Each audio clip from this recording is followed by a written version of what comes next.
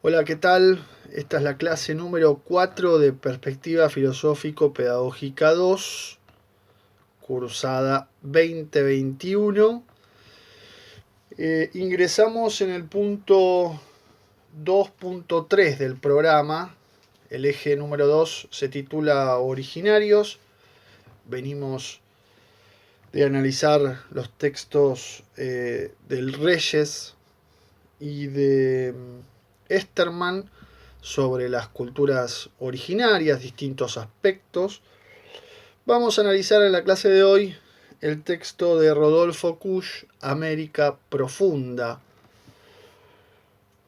bajo un título que podemos denominar El Americanismo de Rodolfo Kusch.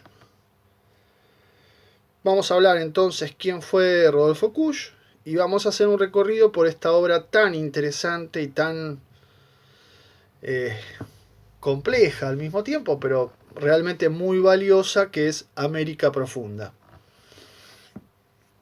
La próxima clase trabajaremos el otro texto de Kusch, que también es prácticamente de los más importantes textos que escribió, que es Geocultura del hombre americano.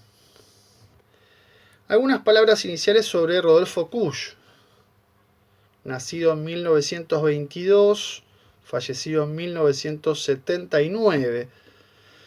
Rodolfo Kusch es hijo de alemanes, inmigrantes, particularmente la madre es una figura ahí muy fuerte, profesor de filosofía, docente, escritor, ensayista y podríamos decir también antropólogo, ¿no? En el sentido de que ha hecho trabajo de campo al estilo de los antropólogos, comprometido con una corriente que podríamos denominar, muy comprometido con una corriente que podríamos denominar americanismo o indigenismo.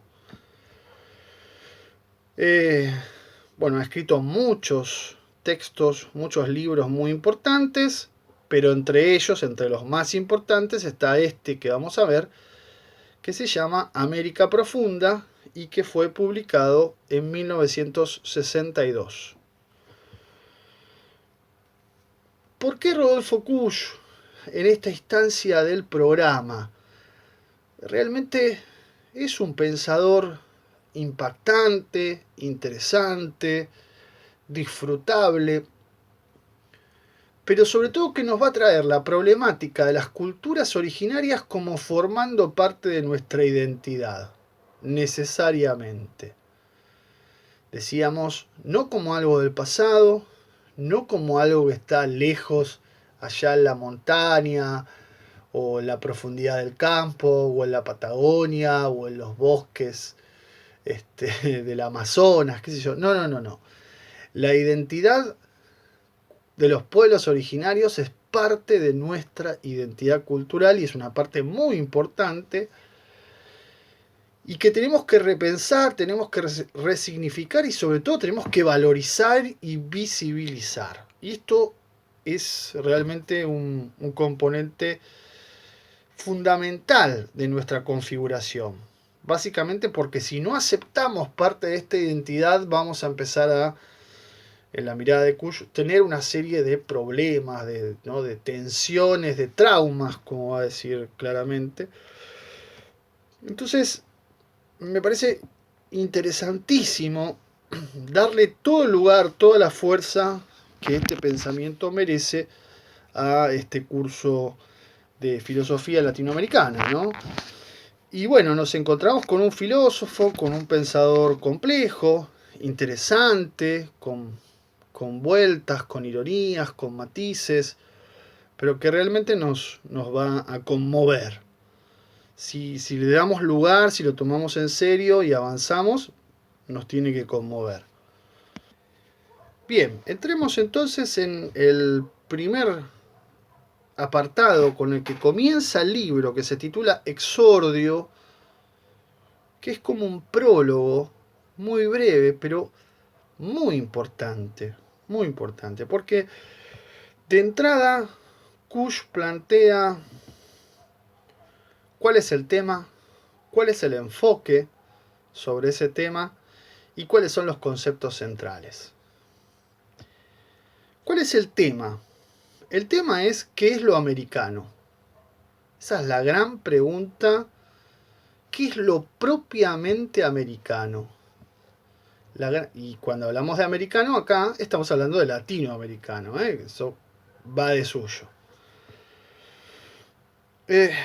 Kush lo puede responder esta pregunta después de muchos años de investigación empírica, de investigación antropológica. Esto significa hacer trabajo de campo, es ir y convivir con las comunidades originarias, atender a los testimonios, a los símbolos, a los rituales, a las creencias, a las costumbres que esas comunidades en sus prácticas cotidianas realizan.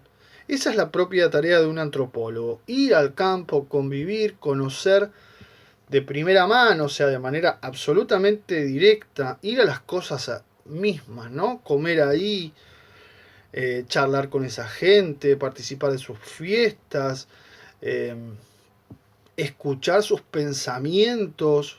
Todo ese trabajo a Kush claramente le encantaba y lo conmovía de manera muy contundente. El tema entonces, ¿qué es lo americano? Pero no, ¿qué es lo americano?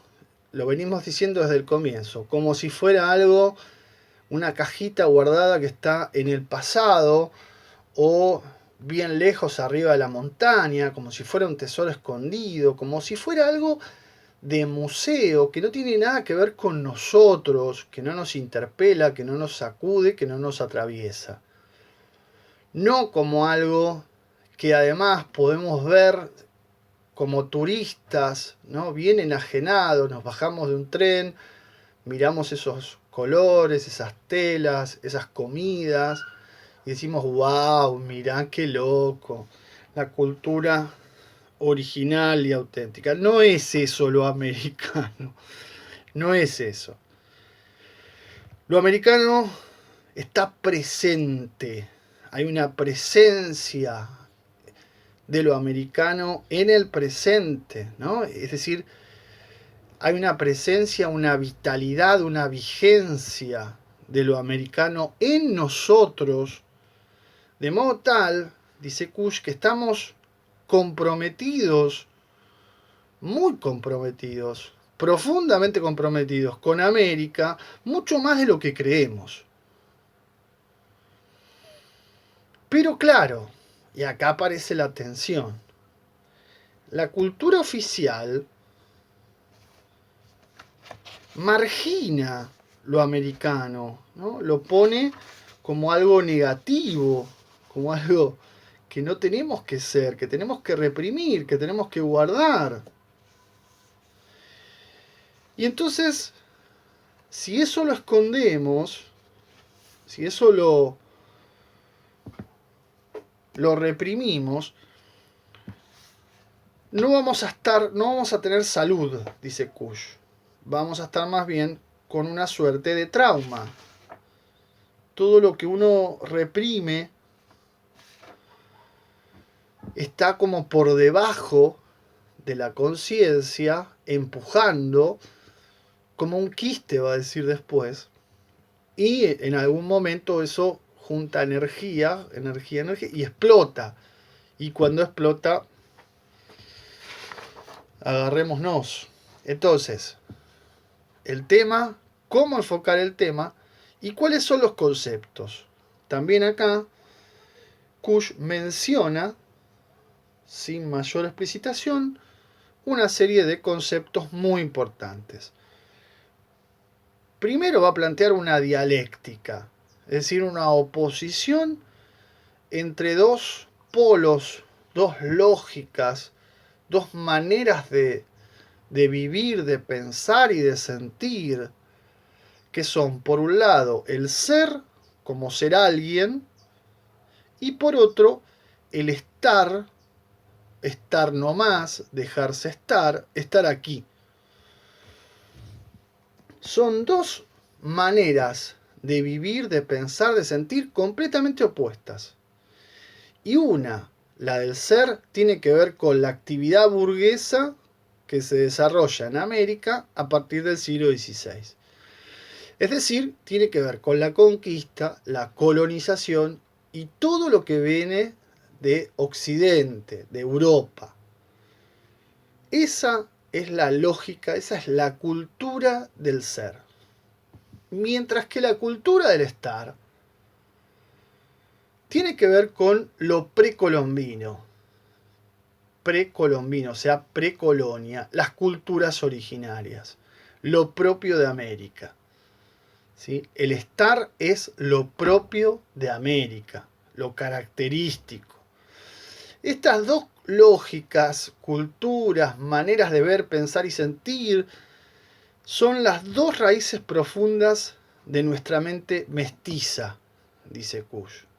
Es decir, el ser americano significa tener un costado de ser y un costado de estar. Tener un costado de esa lógica europea, que ya vamos a ver cómo es, del ser alguien, y otra pata completamente diferente, la lógica del estar, del simple estar nomás, propio de las culturas originarias. La síntesis de esas dos lógicas o culturas en oposición es lo que Kush llama fagocitación. Fagocitación. Y eso va a terminar, dice, en una sabiduría o saber de vida que se va a encarnar, que va a estar en el subsuelo social, en el inconsciente colectivo, en lo popular, podríamos decir. Y va a estar visto como algo negativo, como algo que hay que reprimir nuevamente, o también con este calificativo de ediento, del que vamos a hablar ahora, que tiene que ver con una suerte de prejuicio o mirada social propia de las minorías blancas, dice él, o de la clase media, que niega, que desprecia, que reprime lo americano.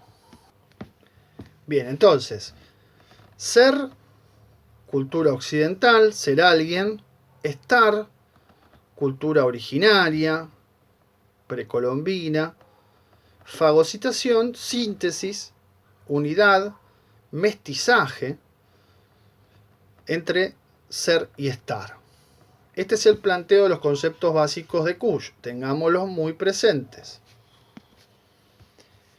Bien, vamos ahora entonces a la introducción a América, el apartado con que comienza después del exordio, que sigue al exordio en realidad, se titula así, Introducción a América, y vamos a encontrar acá que Kush cuenta, es muy interesante cómo lo cuenta, este camino de ascenso a la iglesia Santa Ana en Cusco, ¿no? En Perú. ¿Qué es lo que cuenta? Bueno, ustedes verán, el relato es realmente muy, muy interesante.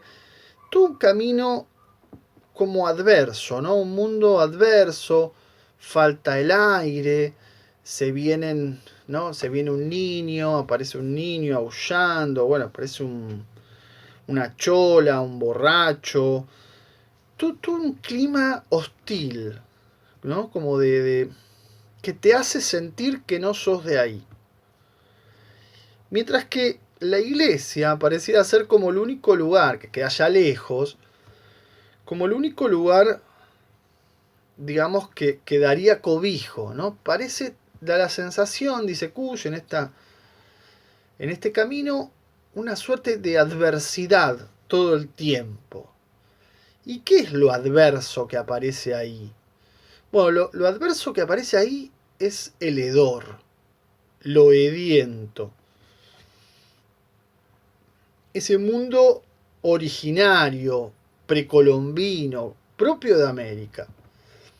Dice, al cual nosotros le contraponemos la pulcritud. O, fíjense que no dice pulcritud, dice mito.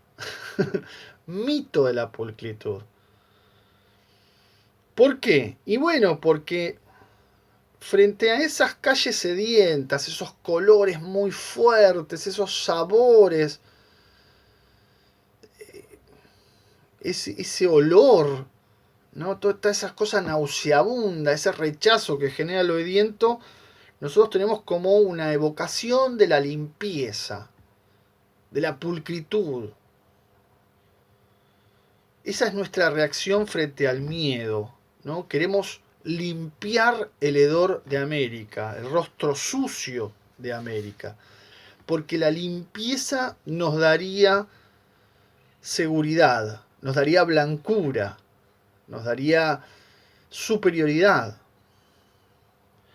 Todo el ambiente propiamente americano nos es adverso, nos molesta, ¿no? Esa tormenta que no esperábamos y nos complica los planes, la aduana, ¿no? Que nos maltratan como si fuéramos traficantes, el militar antipático, el indio al que le preguntamos algo y no nos responde y sigue caminando, ¿no? Esta sensación de un mundo adverso que no nos quiere. Es interesante esta experiencia antropológica. Bueno, Kush, un tipo alto, con toda la pinta de gringo, sentía esa distancia, esa diferencia enorme frente a frente, ¿no? Y claro, y está describiendo cuál es el proceso de alguien de la ciudad que va a estos lugares, como el Cusco, como puede ser cualquier ciudad de Bolivia, incluso hoy en día. Y siente esa diferencia con las culturas originarias, ¿no? Está describiendo ese acercamiento. ¿Y cómo aparece el calificativo de hedor? El hedor como lo que nos repulsa, nos repugna, nos genera rechazo. Y ese rechazo no es un problema empírico. No es un problema empírico. Es un problema cultural. Ese rechazo de América, ese rechazo de lo otro, ese rechazo de lo que está más allá de la ciudad, del camión lleno de indios, del tren de segunda, de la villa miseria, de lo que no puede estar pulcro y ordenado. Ese rechazo de lo pobre, de lo coloriento, de la música pesada, de las bebidas nunca frías, ¿no? Ese rechazo, todo eso es lo que llamamos hedor. O sea, el hedor también es un mito, al igual que la pulcritud. Nosotros nos creemos mucho más limpios, mucho más pulcros, para mostrar esa diferencia social y justificar una suerte de superioridad moral respecto de los originarios de América. Pero en realidad estamos mucho más aplicando una categoría prejuiciosa, ¿sí?, que ejecutando algo que realmente es así. Es decir, por supuesto, cualquiera que haya viajado a estos lugares, sea Bolivia, sea Perú, se va a encontrar con olores fuertes, con sabores fuertes, con bebidas fuertes. Pero también los va a encontrar en Francia, por ejemplo, o en Suecia. Personas que no se bañan y que tienen olor muy fuerte, diría insoportable, y sin embargo no nos generan este hedor, este rechazo. ¿Se entiende lo que digo? ¿Qué pasa ahí? Ahí opera otra, ¿no? No, Francia, pará, es la civilización. Empíricamente, el olor es tan fuerte en un caso como en el otro, pero en un caso discriminamos y en el otro no. ¿Por qué? Bueno, justamente porque lo que estamos discriminando no es el olor en sí, sino lo que connota, lo que significa. Y lo que significa es el rostro sucio de América. Eso que toda la vida nos enseñaron que hay que despreciar. Cuando Colón llega a América, una de las primeras cosas que anota en sus viajes es que los indios disfrutaban muchísimo del mar Caribe. Se bañaban todo el tiempo, estaban todo el día en el agua, claro, sí, obviamente. Si nosotros estuviéramos en el Caribe también estaríamos en el agua todo el día. Pero eso, entonces, ¿de dónde sacaron la suciedad? Estos españoles que hacían no sé cuántos años que venían a las carabelas, que la suciedad por el color de piel, eso es ridículo. Está claro que los tehuelches que vivían acá en la zona de Buenos Aires se bañaban todo el día en el Río de la Plata. Y usaban el pelo hasta la cintura, se lo cepillaban hasta 2 veces por día. O sea, tenían un nivel de pulcritud envidiable. Claro, tenés el Río de la Plata. Nosotros también somos, entre comillas, mucho más pulcros. En el medio de la montaña, por ahí no hay, de hecho no hay ríos. Hace mucho calor de día, hace mucho calor, mucho frío de noche. Usan mucha ropa para taparse y por ahí no tienen la posibilidad de conseguir agua para bañarse. Efectivamente, vas a encontrar olores.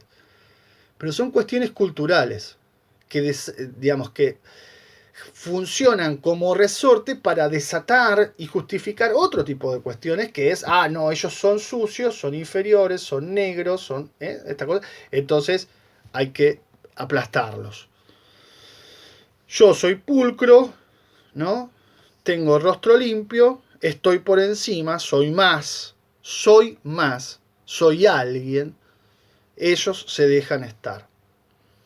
Toda esta idea del purismo, del higienismo, hay que limpiar la calle, es muy fuerte en nuestra historia, en el siglo XIX. La escuela viene a limpiar, con el guardapolvo blanco, con las aulas pintadas con cal, viene a limpiar todo ese hedor de América, con el mito de la pulcritud barra civilización, que también efectivamente es un mito, la civilización. Entonces, si hedor y pulcritud son ambos mitos, son configuraciones culturales, independientemente de si empíricamente unos son más limpios y otros no, eso no importa, lo que marcan es un arriba y un abajo, un blanco y un color mestizo, el ser y el estar, si ustedes quieren, sí, claramente. El estar es sediento, el ser es pulcro. Pero eso mitológicamente, eso es una creencia. El estar está abajo, es lo originario, el ser está arriba, ¿sí? Arriba, en el poder, digamos así. Entonces, la lucha entre pulcritud y hedor como mitos lo que está marcando es un arriba y un abajo. Y el tema es que el hedor ha creado sus propios, ¿no? Tiene una dimensión política, ha creado sus propios líderes. Desde abajo. Desde abajo. Por ejemplo, Tupac Amaru, Pumacahua, Rosas, el Chacho Peñalosa, Perón. Todos ejemplos de líderes sociales muy queridos por el pueblo, por la negrada, ¿sí?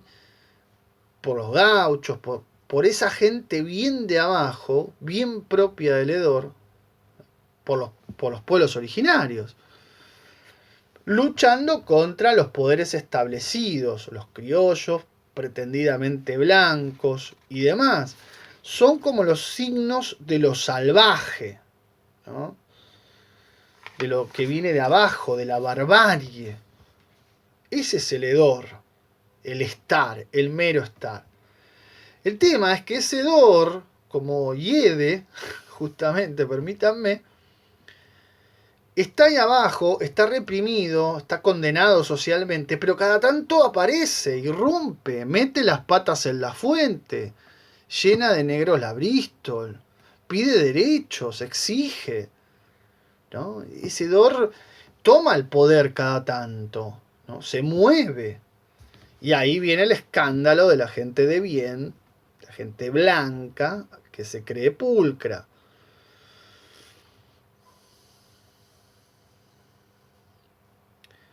Ese hedor que aparece, que viene de abajo, tiene que ver además también con el miedo original.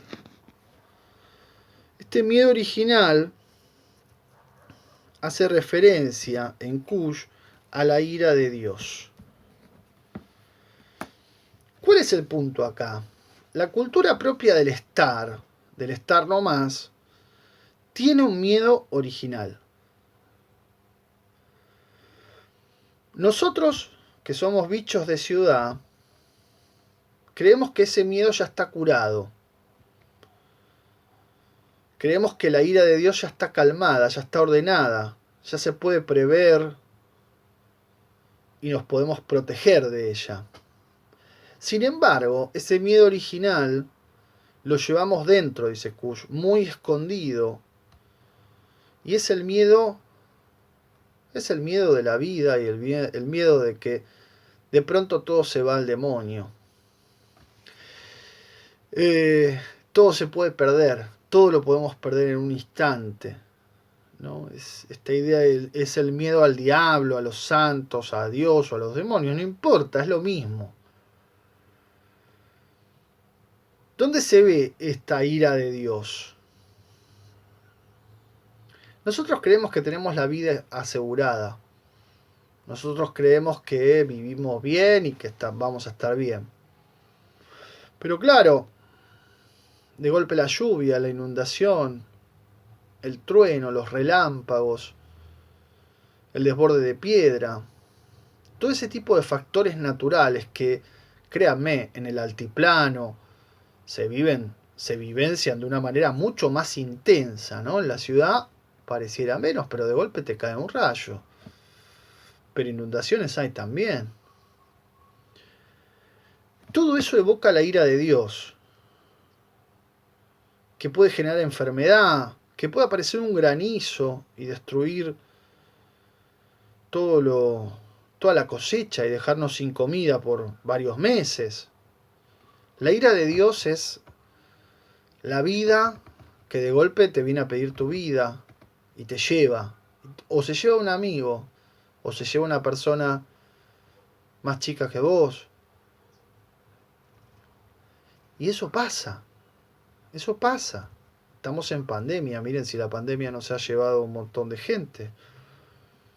Y entonces después se arruinan las cosechas y hay mala alimentación y los chicos lloran.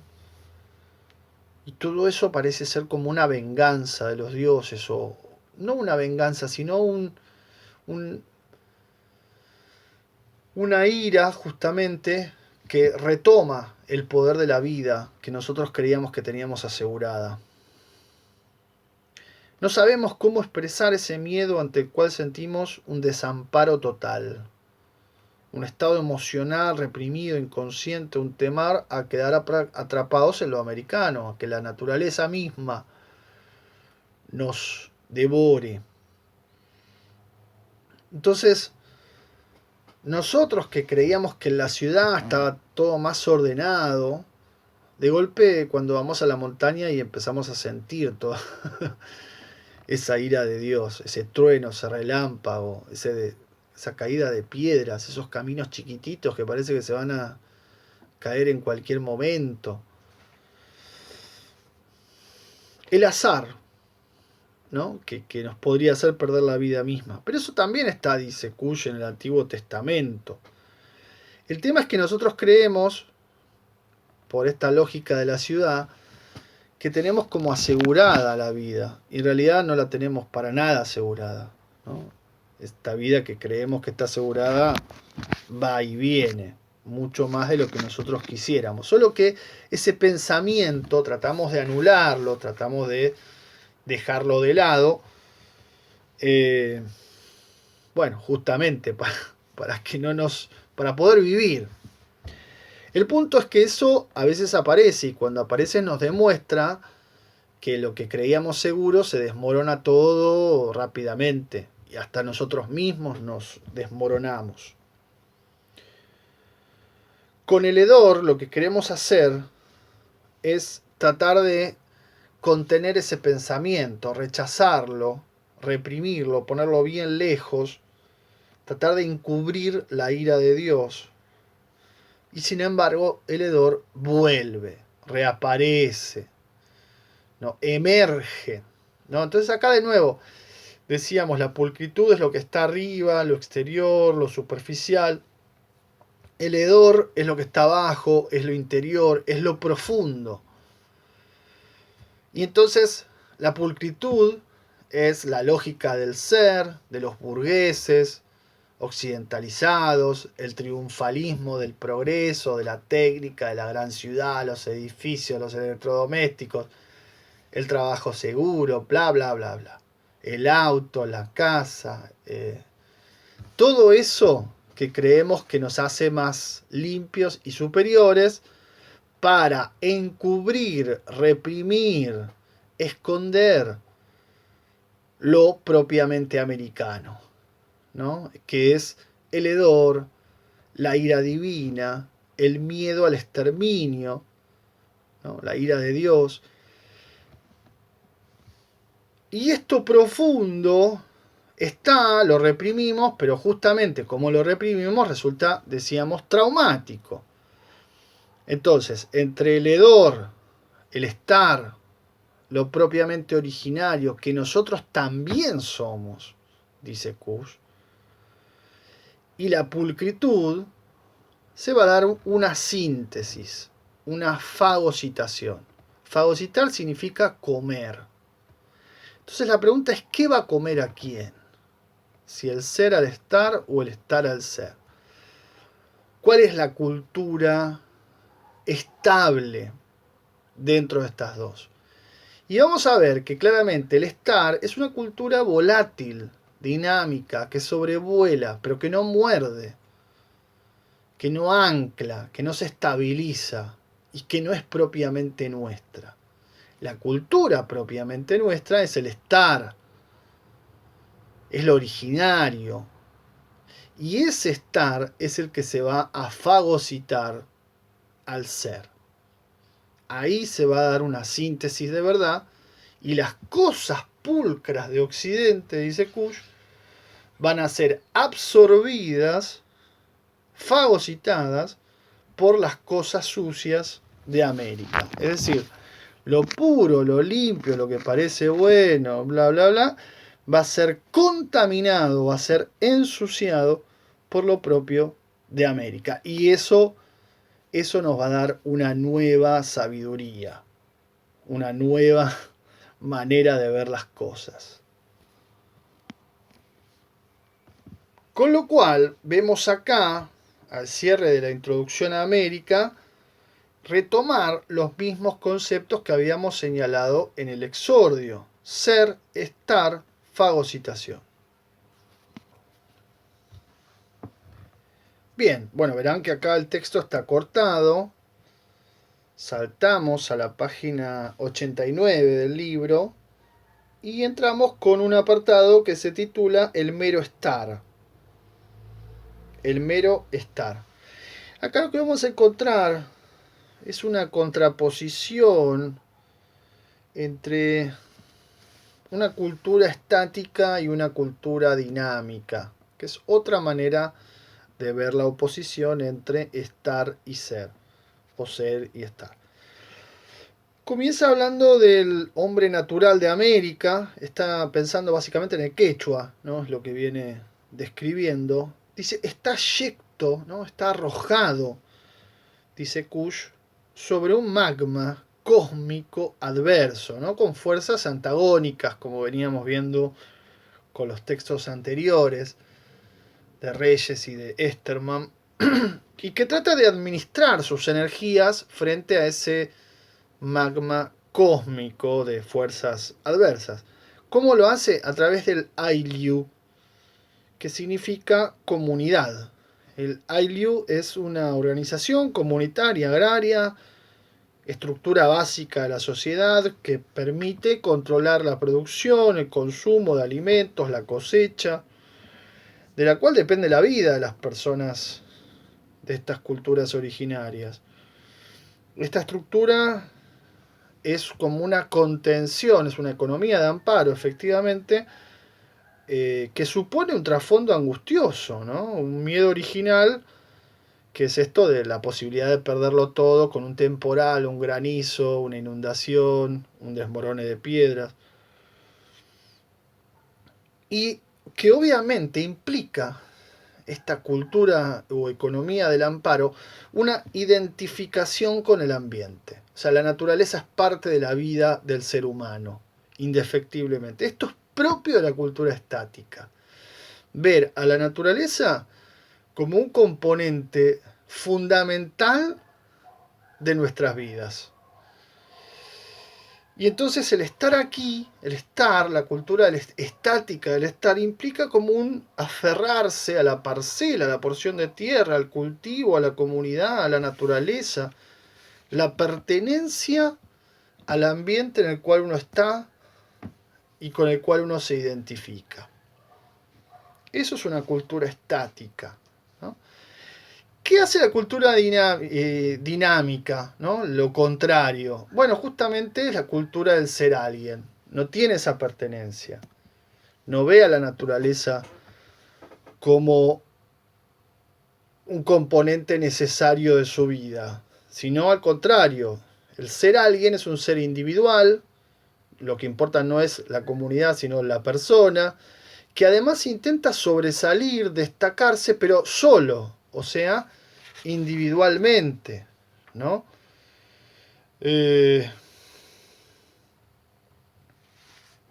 Bueno, esto da entonces dos culturas, dos tipos de sujeto completamente diferentes.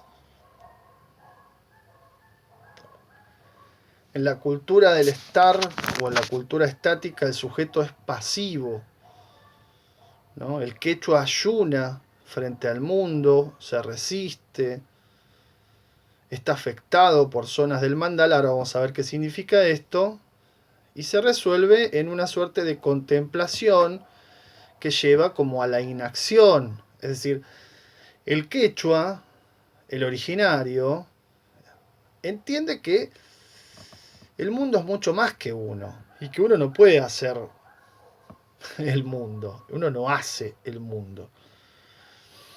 Entonces lo que trata es de aunar sus fuerzas comunitariamente y comunitariamente aunarse a la naturaleza, no oponerse.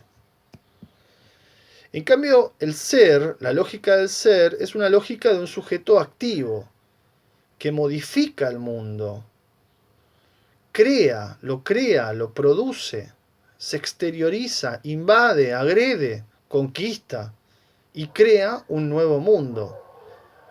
¿No? Es decir, no deja la naturaleza como está, la modifica a su antojo, la conquista, la invade, la agrede, la destruye, podríamos decir, en función de un beneficio X, pero en última instancia también la destruye.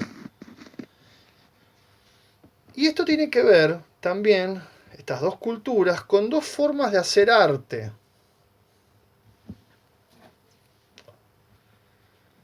En la cultura estática, la cultura del estar, se identifica con el arte precolombino, ¿sí? O sea, antes de la colonia, mandálico. Es una estructura mandálica, circular. ¿Qué es un mandala? Ustedes saben bien. Describirlo en una clase oralmente es muy complicado. Pero dicho rápidamente, es una estructura circular, simétrica, ¿no? Es decir, lo que pasa de un costado del círculo pasa del otro, simétricamente, ¿no? Es decir, es una cultura circular que tiene un centro y una periferia, y entonces el centro es un centro germinativo, dice Kush. Eh, y toda la periferia está como atravesada por esa simetría que quiere decir fuerzas antagónicas, este-oeste, norte-sur, frío-calor, noche-día, seco-húmedo, todos esos opuestos que nos tensionan pero al mismo tiempo no se destruyen, ¿no? Entonces, ¿qué hacían en el arte precolombino? Llenaban de símbolos, ¿sí? Llenaban de símbolos justamente para volcar simbólicamente toda la cultura, volcar estas fuerzas. Y el sujeto es como un elemento más dentro de esas fuerzas de la naturaleza. No es protagonista ni mucho menos. Es simplemente alguien que genera algún tipo de organización para sobrevivir, y no mucho más que eso. En cambio, en la cultura dinámica, el arte se expresa de otra manera, completamente diferente.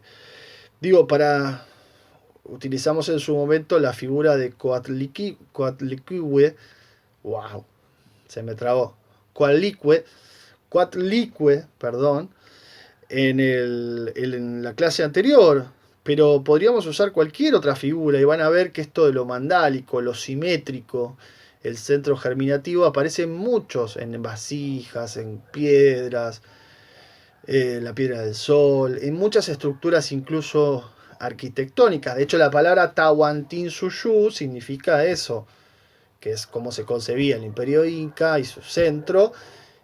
Establecía también, de nuevo, este-oeste, norte-sur, arriba-abajo. Y esto aparece diría, en todas no, pero en muchas culturas originarias aparece siempre este juego de fuerzas opuestas sobre las cuales el ser humano, nada, ¿qué puede hacer? ¿Cuánto puede hacer?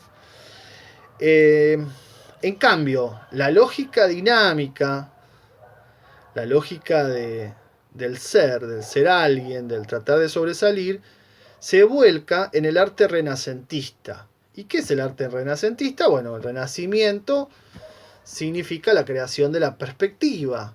La perspectiva lo que hace es darle al ojo humano la sensación de profundidad. Simplemente por una forma de dibujar. Ustedes habrán dibujado en algún momento y se dan cuenta cómo se arma la perspectiva justamente para dar la apariencia de profundidad. Pero eso tiene como centro ya no un centro, ya no un juego de fuerzas, es justamente lo opuesto al arte mandálico. El centro es el ojo humano en realidad.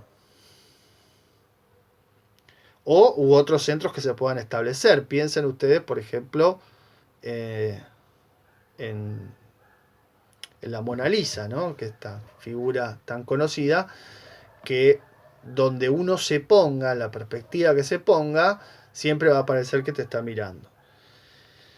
Y entonces el sujeto se mueve en el espacio como si no hubiera fuerzas antagónicas y como si los elementos, esas fuerzas de la naturaleza se pudieran racionalizar y dominar, por decirlo así. Entonces la lógica es completamente opuesta entre un arte, el arte mandálico, y por otro lado el arte renacentista. Bien, hacemos acá otro corte en el texto y saltamos a la página 140, donde aparece este apartado titulado Costa y Sierra. Costa y Sierra, cuyo está pensando básicamente en Perú.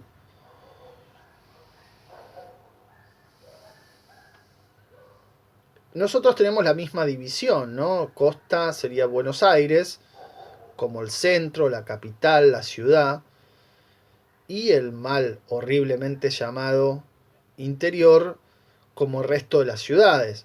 En el caso de Perú pasaría lo mismo, la costa es la ciudad, la sierra es el campo, lo que llamaríamos el campo, o los lugares más retirados, más campesinos, más propios de la cultura del estar, o más que más han preservado esa cultura del estar. Mientras que la ciudad generalmente es más proclive al progreso, al ser, al avance de la técnica, ¿no? Al avance de la industria y demás.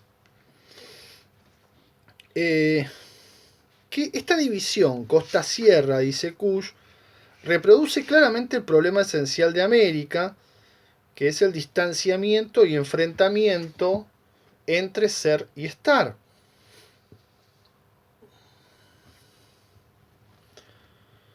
La cultura del ser corresponde, decíamos, a la costa.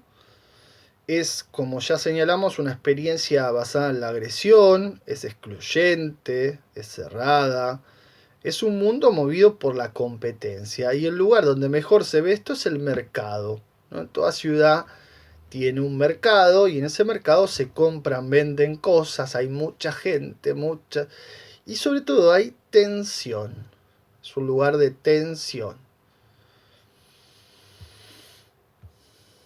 Donde, claro, cada uno individualmente trata de sobrevivir, trata de vender y de comprar siempre de manera conveniente, ¿no? En todo caso, comprar al más bajo costo, vender al más alto y hacer diferencia y hacer ganancia. Y en definitiva, ¿no? Bueno, podríamos agregar engañar al otro en ese juego o en ese intercambio.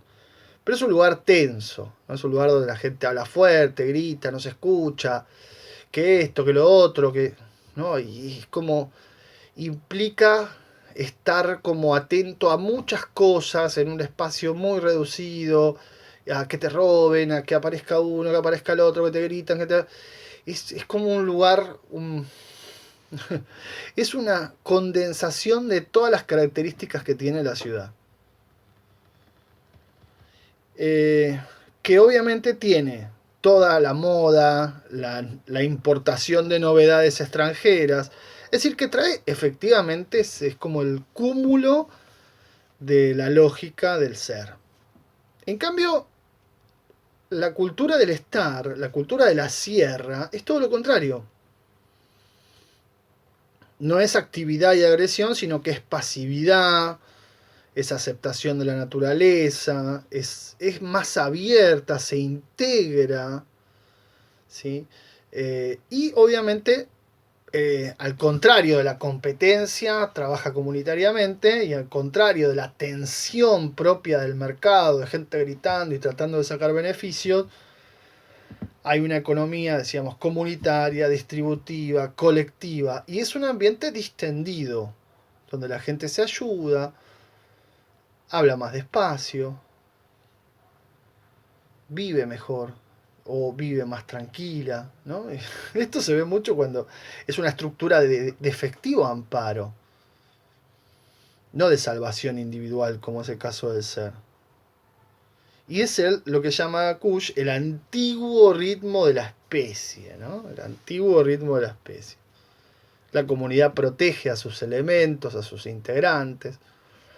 Esto se nota mucho cuando vamos de vacaciones, ¿no?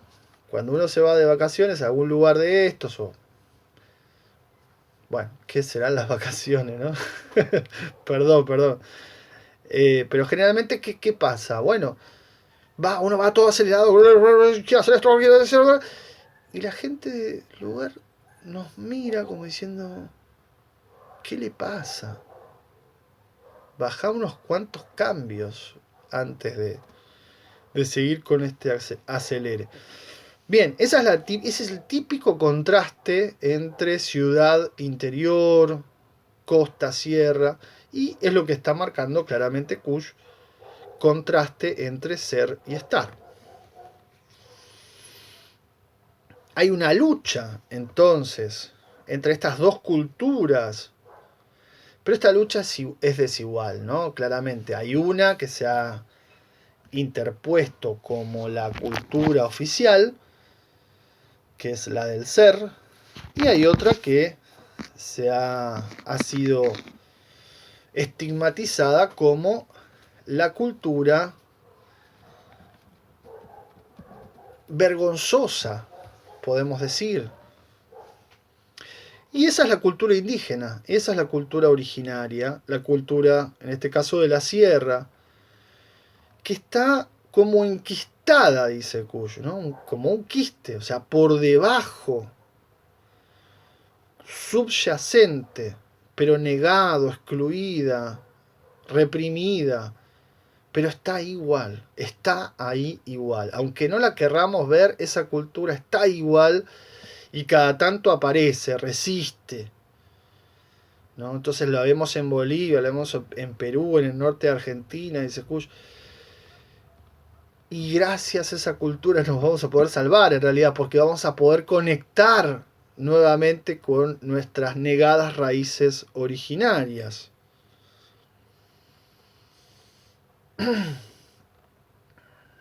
Bueno, y acá cita Cuya y Barra Grasso diciendo, miren, che, los indígenas no admiran la vida extraña.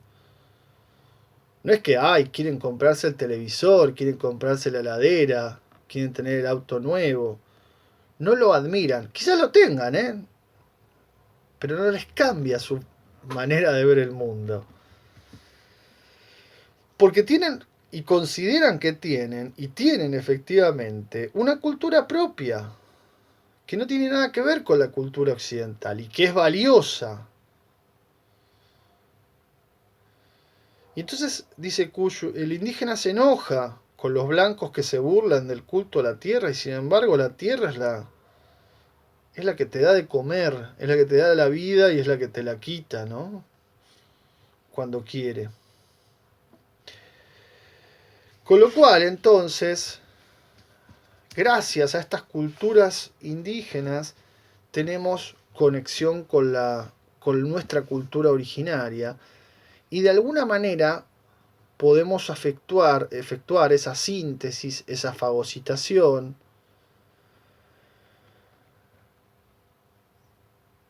pero que no va a ser una fagocitación. No es que el ser se va a fagocitar al estar, no. Como decíamos, el ser se mueve todo el tiempo y en todo caso ignora, reprime, repulsa al estar. La verdadera fagocitación se hace desde nuestras raíces. Nuestra raíz es el estar. La síntesis auténtica se produce con el estar. Es el estar el que tiene que absorber al ser. El problema es que nosotros esas raíces las hemos borrado. Es como si fuéramos un árbol sin raíz. Un árbol sin raíz está muerto. Pero no estamos muertos, estamos vivos. Solo que lo que no vemos son nuestras raíces.